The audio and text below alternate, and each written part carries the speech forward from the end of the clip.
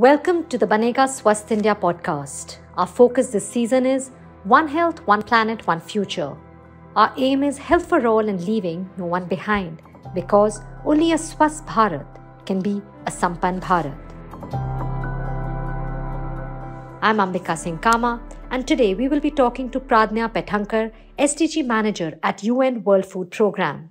We know there's a link between climate change and sustainable development. Can you just tell that in brief for us? Absolutely. Thank you so much, Ambika. I think this is a really opportune time for discussion on specifically the impacts of climate change on sustainable development, and specifically the sustainable goals which are agreed by multiple countries, or rather all countries across the world.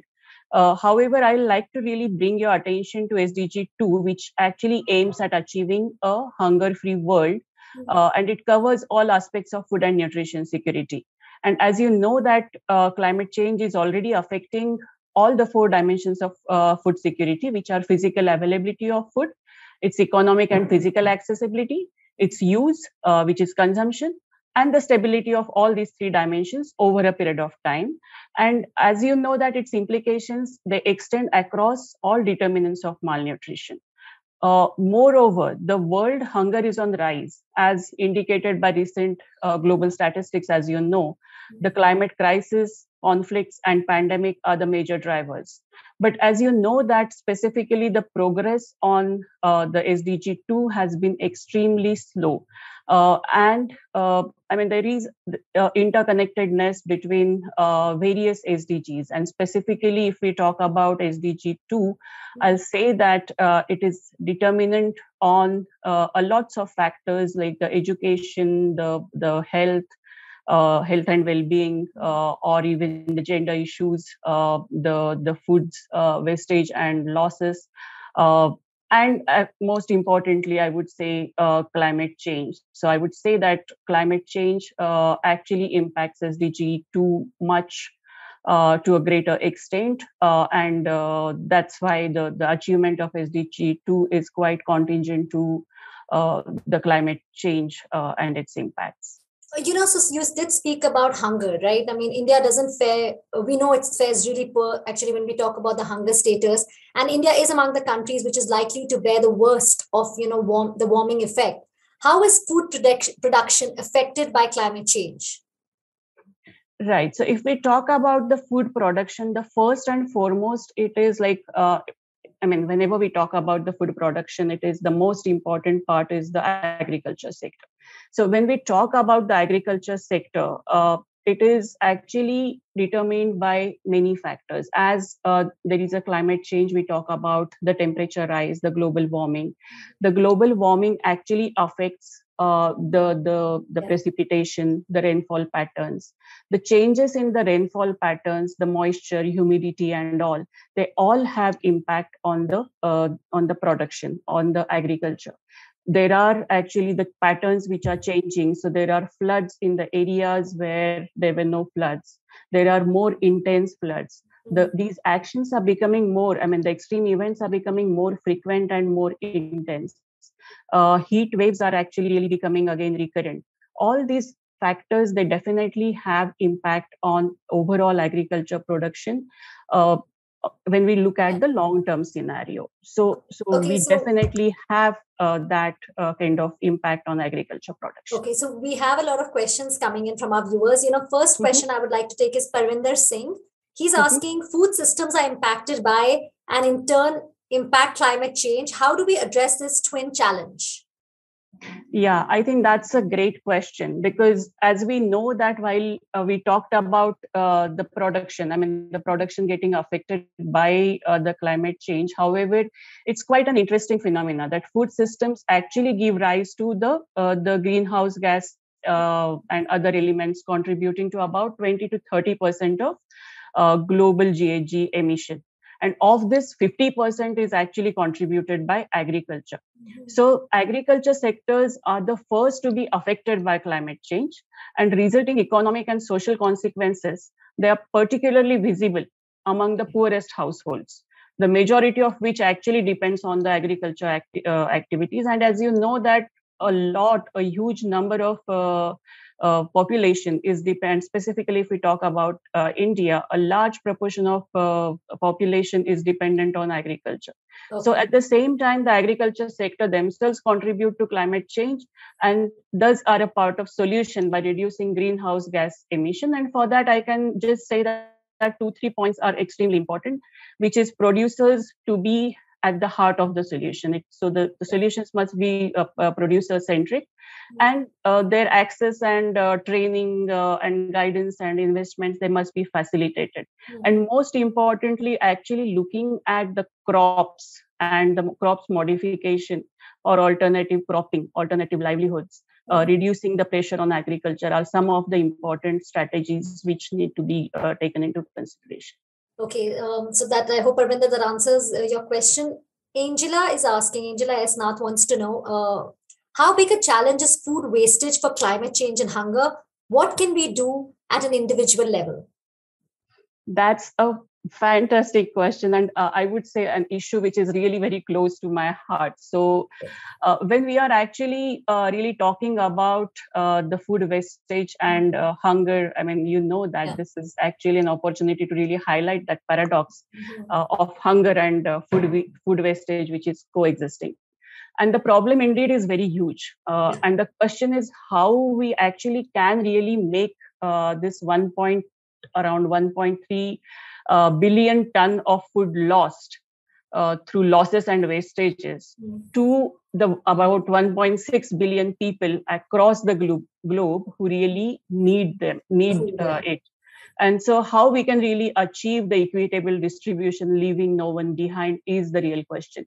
And at individual level, a lot actually can be really done, starting right from bringing the discipline, from feeding to cooking practices. We waste quite a lot of material. I mean, if you just say about the vegetables, a lot of things are really thrown out.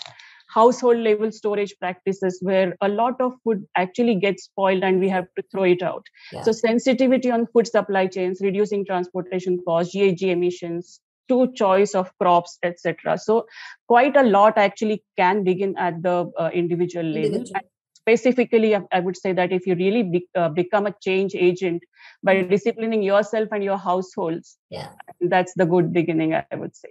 Yeah, so I think each one of us can make a difference. And you know what you said about leaving no one behind, that's the core focus of our campaign this season. We're getting a lot of questions.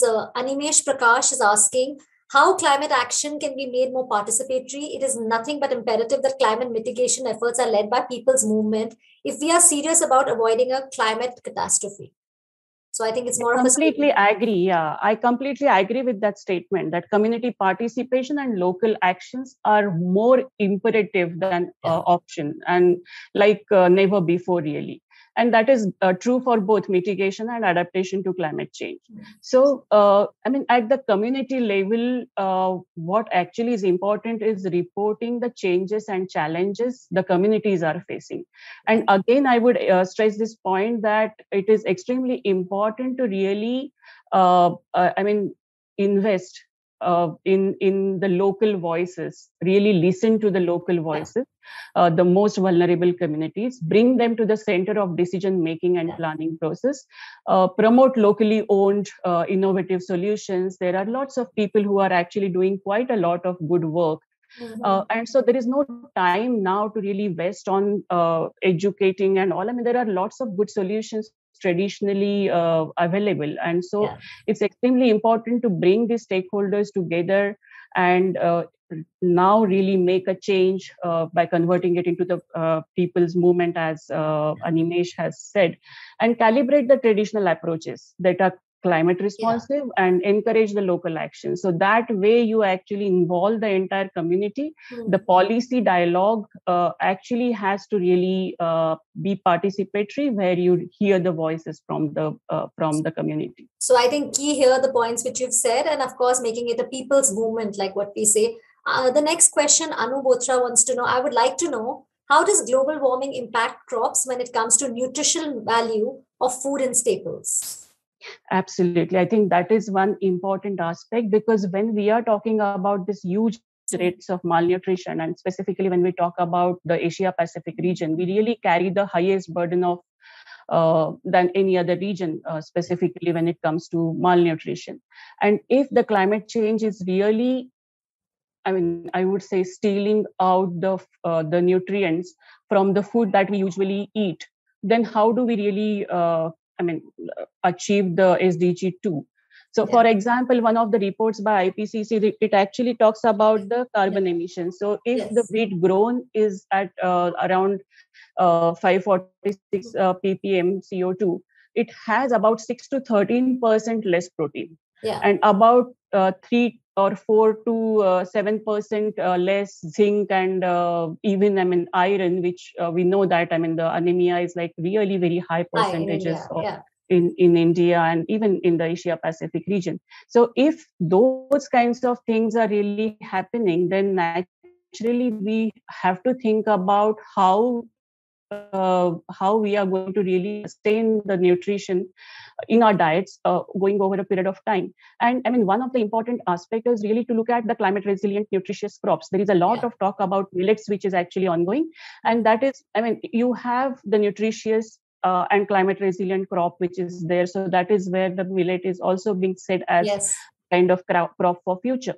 But at the same time, one important thing that is really needs to be taken into consideration is like even the fruits and vegetable production, which is we consider as key component of healthy diet, is going to be at risk. And heat stress actually reduces the fruit set, speeds up the development of the annual vegetable or losses and all that. So looking at those quality issues, increasing the food loss and waste, increased investment on the storage and all is something which is extremely important. But what is most important is to really look at the alternate cropping and research that really helps us to further understand it better and also invest in the crops which are more climate responsive and nutritious. So I think climate response as well as nutrition. In fact, millet, there's this whole program which even the Prime Minister has been talking about. Just an interesting question that's come up. Shreya Singh wants to know, why is COP26 important and how does it affect us, the young people? Because, this time there's actually a lot of talk about the COP, it's going to be starting in a couple of days. Absolutely. So I think the simple answer to this question is that COP26 is important to secure our current and future generations a safe and secure life for them, for our planet, because there is no option of planet B there for us. So this actually provides a great opportunity to highlight and commit to urgent actions by countries across the globe and on the issues of priorities. That is just a kind of more of a layman's perspective. But if we talk about specific goals, the COP26 actually has laid down some concrete goals for itself. And some of the issues like the 2030 targets and on the carbon emissions, so net zero target by mid-century. So these are some of the opportunities where the resolve by all the countries actually can be renewed. Then the commitments for completing those commitments and action plan actually can be drawn out. There is a target of really investing or a minimum of $100 billion on climate finance per year. So this is an opportunity where we can actually have a roadmap for that. And also, finalizing the Paris rule book, how we really implement the recommendations of that. And about the interesting part of this question was about what young people can really do. And I really like that question because, today's youth generation is, I think, the largest in the history. And the global population, if we again talk about, I think the high percentage is in fact concentrated in low and middle income countries, specifically in South and East Asia and Africa.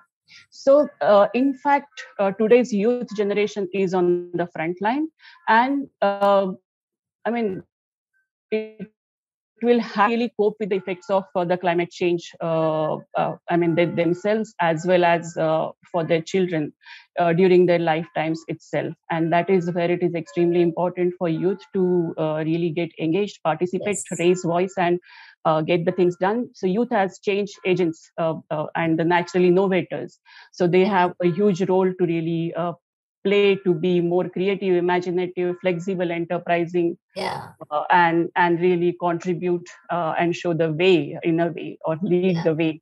That's what I would say. So Shreya, that answers it really well, how the youth, you guys need to come forward, and how important it is actually for the coming generation. Pranay wants to know what role development finance architecture can play to mitigate the impact of global warming on food systems. How can various development cooperation modalities like South-South cooperation play, a role? Yeah, I think, this is a very, very important question. And I just talked about the commitment of Paris Agreement and importance of really developing a financial architecture. And specifically, if we talk about global financial architecture, it's quite a complex issue. And it is evolving. As you know, that the way the climate change is really unfolding, this entire development finance architecture as well is really evolving over a period of time. And specifically to mitigate the global warming and its impact on food systems, I think it is an area which really needs quite a lot of attention. Okay. And whenever we really talk about the role of the development finance architecture, the first important thing is that it's quite complex, and it has to really look at fund flows from different multilateral kind of sources. Some of the countries are really going ahead with establishment of the funding mechanisms. For example, India has its own adaptation fund, which are really good examples. But then how those can really be strengthened, how those could be expanded, and that is extremely important. And as he has said, I think he talked about the South-South cooperation to play a vital role, and it indeed has. Because see, the climate doesn't know the country boundaries. So the change is happening all across. There could be a bit of variation. However, it doesn't really recognize those man-made boundaries. And so it's extremely important to have this modality. And I would say that for climate change and food systems and food security, South-South cooperation in the coming days would have an extremely important pivotal role. Okay. And India, again, actually can have the dual responsibility of, showing its experience and innovations to the world to learn from it, as well as the India itself really learns from others. So clearly, Pradna, this is a really important topic. We're getting so many questions. Unfortunately, we'll just be able to take the last two questions. Aradhana Srivastava wants to know, the connect is critical. I'm guessing she's talking about climate change and food security. Also brings to mind the questions: does global warming affect women and men differently? Who is more likely to get hungrier with increase with global warming? Who gets more hungrier with global warming? I would say that, biologically, we all should actually be equally hungry. Yes. However, we do understand that women do play a pivotal role again in feeding their families and communities, as they engage in producing, processing, cooking the food, as well as preparing the meals for the entire family, not just for them. And so the food, nutrition security, resilience to climate change in agriculture sector, this really largely depends on women. And climate change, in fact, impacts, among the diverse social groups, depending on age, ethnicity, gender, caste, in our case, wealth, and the class. So climate change, it definitely has immediate and long-term impacts on livelihoods of poor and vulnerable communities. And they actually are contributing to greater risk of food insecurity that can be a stress multiplier and the stress multiplier actually means that, it will give rise to the migration, which could be internal and external. So it is extremely important to understand the role of women, because if they are migrating, they still face drudgery. If they are not migrating, they're staying back, then they have the entire burden of really running the family. And so when we talk about these impacts of climate change, this definitely has impact on the food security of specifically women. And we also know that there are those intra-household food insecurity issues, which are already there. So there are underlying causes which are already there, and then the climate, in fact, acts as a risk multiplier. And so it's extremely important to really empower women in the rights-based approaches, decision making, creating synergies among household food security, adaptation and mitigation, and defining the role of women in all these actions right from the beginning. Okay, so the last question, I think you've explained all those really well. Clearly, a lot of people want to know on this topic. So Lima wants to know, how are food systems from farm to plate contributing to climate crisis? Okay, so this, in fact, it will actually talk about. I mean, I'll just quickly answer this, talking about the three or four important parts of the food system. So, if we talk about the production, the first and foremost is, as I said, that the production is impacted by increase in temperature and all, which actually gives rise to heat and water stress. There could be increased infestation of pests. There could be diseases. We see that due to increase in the temperature and the climate change, all of a sudden, in last few years, the vector-borne diseases have gone up, chikungunya and all that. So but that actually impacts the production, and as I said, that the yields, the total quantities, and also the nutritional value.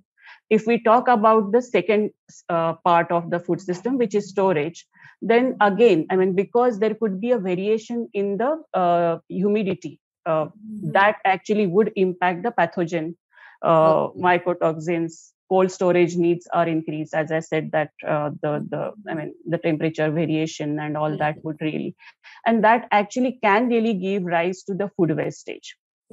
If we talk about the third stage, which is maybe the marketing and the retail and all, so there is an impact on the food prices. And unfortunately, till now, I did not talk about it. But there is a very high likelihood that the prices of the food really go up.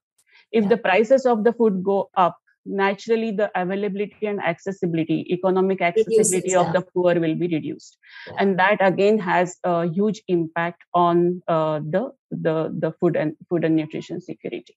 And the last one I would say is, at this point in time, for the sake of simplicity, I am mindful of the large expanse of the food system. But if we talk about consumption and utilization, the consumption, intestinal nutritional absorption, that actually goes down, and the nutritional needs will really go up. But at the same time, what is really important is to look at how this food system can be transformed to make it sustainable and adaptable and responsive to climate change. For example, when the farmer produces the food, if we talk about, let's say, a millet, the millet can be consumed locally. Or if it is a production of wheat, the wheat can be consumed locally. But usually what happens is the wheat from place A goes to place B.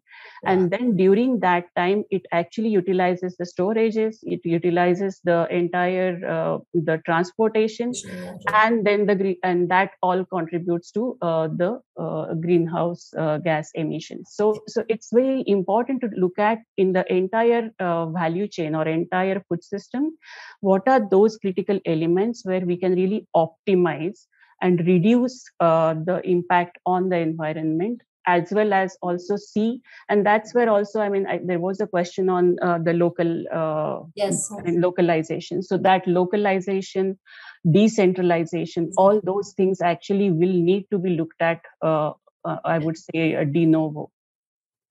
Thank you so much, for sharing all this with us. You've answered a lot of questions which our viewers, and that also shows that, people understand we really need to start working towards the whole climate change. And with COP26 coming, I think we all need to, and especially the connection. I think this connect which we're talking about, this is key. Thank you so much for joining us today. Thank you so much. It was a pleasure.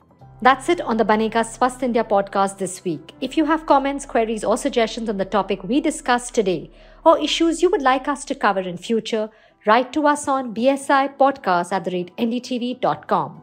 Remember, BSI stands for Banega Swasth India. You can also connect with us on Banega Swasth India handles on Facebook, Twitter, and Instagram, and continue the conversation through the week. Till next week, this is Ambika Singh Kama signing off. Stay healthy, stay safe.